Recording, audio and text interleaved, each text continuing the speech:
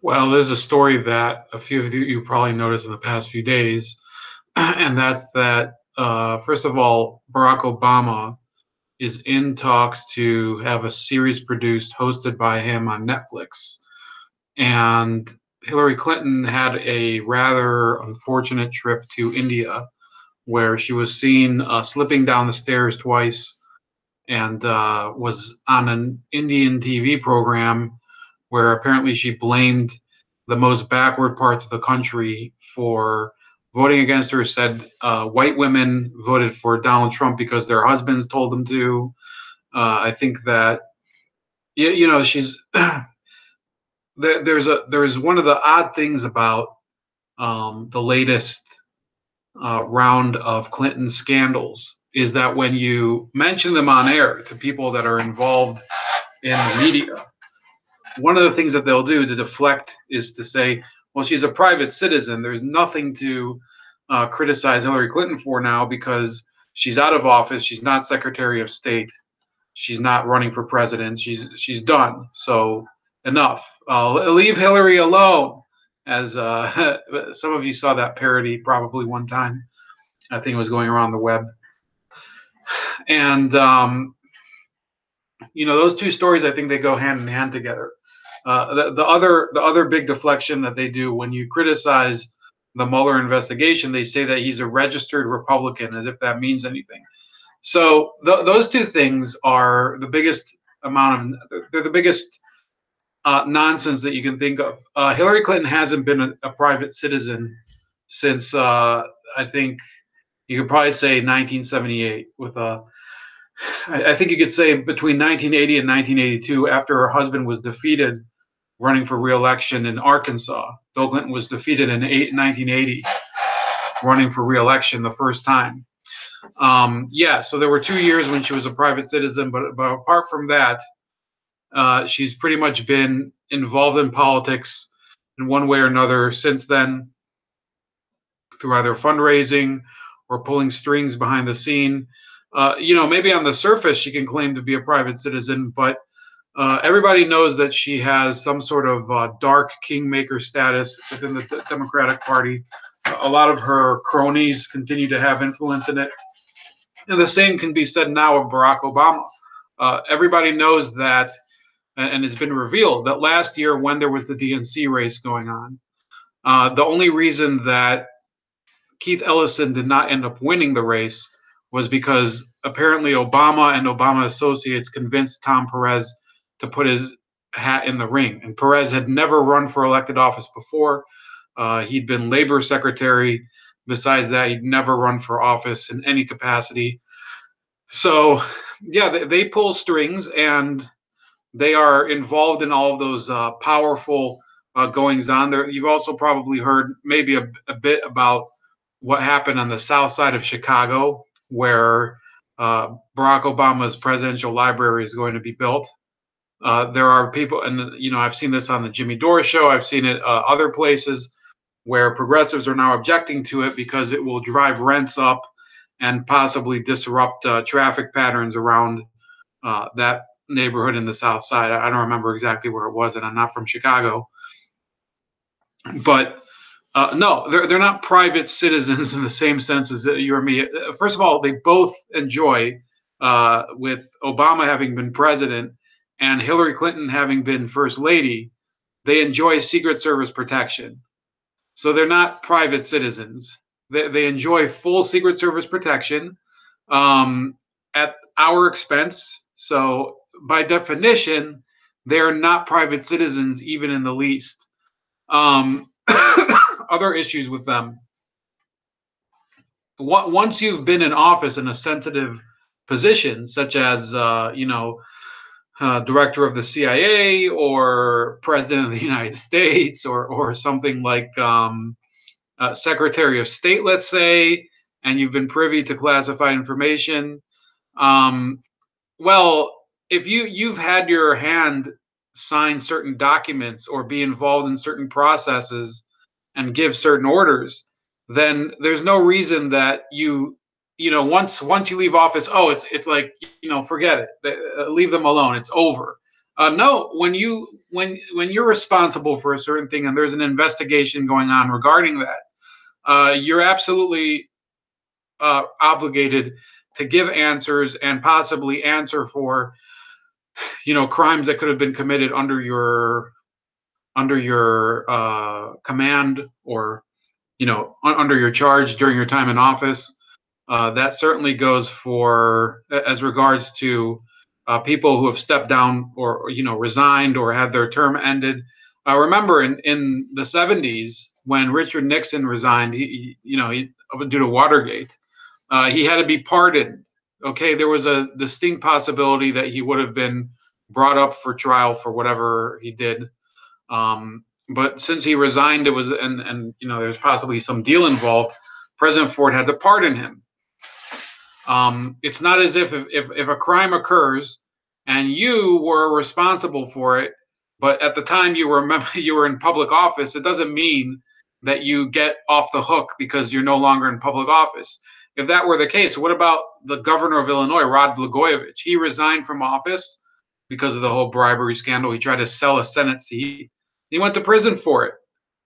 There was no now he's a private citizen thing. That doesn't work that way.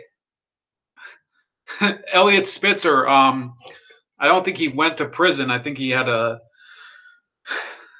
think Elliot Spitzer, what he did technically wasn't a crime, visiting a prostitute, but I don't think he did any prison time either way, whether it was a crime or not.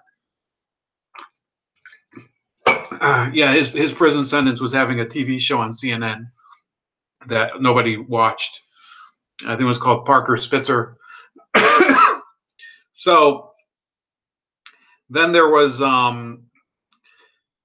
so of course there was this deal that they're trying to work out with Netflix for Obama to provide content and inspiring stories. Apparently, I have the link, the archive link. I'm not going to read through it. I'm not trying to make a long video today, but bottom line, one of the things they mentioned is that one of the a recurring topic would be issues that were important during his presidency, like healthcare and what else did they say? Healthcare, voting rights, immigration, foreign policy, and climate change. So he's going to have conversations on those topics. When the appropriate time would have been to have those conversations? When you were president of the fucking United States, when you could have actually done something about it. Now you're not president anymore. Nobody has to give a fuck what you think. When President Bush left office, I was like, fuck, it's over. Who cares? He's gone. Let's never listen to that jack off again. I never voted for him, but there were a couple of things that he did that I supported, and I think that were wrong. I think originally I was in charge of I was not in charge. I was in support of entering Iraq, but I still never ended up voting for George Bush, and I never campaigned for him, and I was pretty young anyway. So, the whole idea that after he leaves the presidency, George Bush would have started some sort of publicity tour and had a Netflix special. Everybody knows it would have been preposterous. His presidency was a disaster, and so was Obama's. President Clinton not as bad in terms of policies. President Clinton left office. It's not as if the United States was on the brink of major economic crisis or whatever. That's one of the reasons President Clinton, you can criticize him all you want. He wasn't a complete incompetent fool like Obama and his wife. So that's as far as Obama's concerned. Everybody's saying, "Oh, private citizen, leave him alone. It's over and whatever." Well, if you want to be a private citizen, Mr. Obama, give up your Secret Service detail and stop hiding behind all of your publicity people and whatever and your library and things like that. That's not what a private citizen does. And going to all these world meetings and things like that. President Obama has not followed tradition and withdrawn from public life, so he's not a private citizen. And not, to be honest with you, if President Bush, the reason why people think of him as a private citizen was because after he left office, he kind of didn't didn't appear in public nearly as much as President Obama is doing right now. President Clinton, I think, did take a step back, but he started the whole Clinton Foundation and all that crap. So he shifted over to the nonprofit field, and for a while, like, I don't think that you see nearly the amount of personal ambition in what President Clinton did for himself after he left office that you see with President Obama. But then again, there were some other disgusting things he's done since then. Still not as bad in that respect. And about that interview in India, where she said that half of the country were basically, they wanted black people not to have voting rights and things like that. Her husband, if you look up, I think it's called Jeffers versus Clinton. It's either Jeffers or Jeffers. Yeah, Jeffers versus Clinton. This is from 1993. There's actually a voting rights bill or a voting rights trial that went to court by some Arkansas black voters that sued Governor Bill Clinton about him suppressing their voter rights by gerrymandering. So look in the fucking mirror, you stupid hag. Your husband is the one who suppressed voting rights for black people. Donald Trump, no record of that ever. Not in a million fucking years.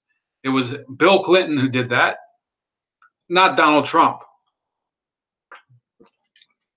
And the remark about white women being forced to vote for Donald Trump by their husbands, I think, then why is it that there haven't been any divorces since the election linked to an incident like that? There are reports of spouses separating because one voted for one and the other voted for the other one, and they couldn't respect each other anymore. But that's not what she's talking about. She's saying that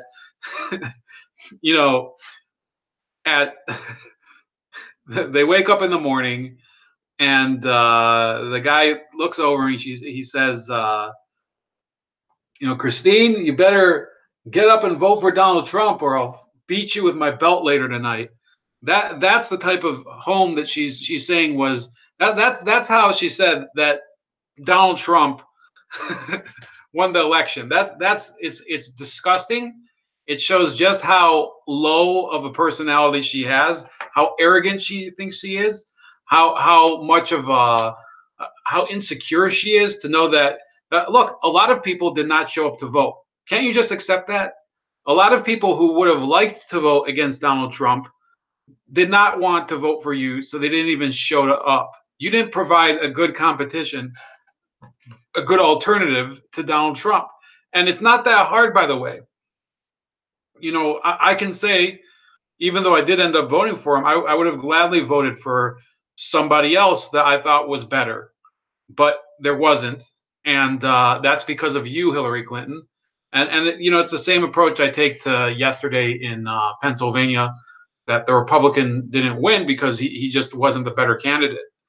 He didn't convince the voters, and he couldn't motivate them. And neither could the Republicans. So that's my take on it. Yeah, I think you can't choose to be both a public official who, you globetrot around the world and talk about how important you are and how you give people hope. And then when people give you shit about stuff that you did or about crimes that were committed because you and your surveillance state started spying on your opponents, now you're saying, oh, I'm a private citizen. Please leave me alone. I mean, the election's over. Now you're responsible for everything that I fucked up. Yeah, that's not how it works. That's about it. Please comment below, share, and subscribe.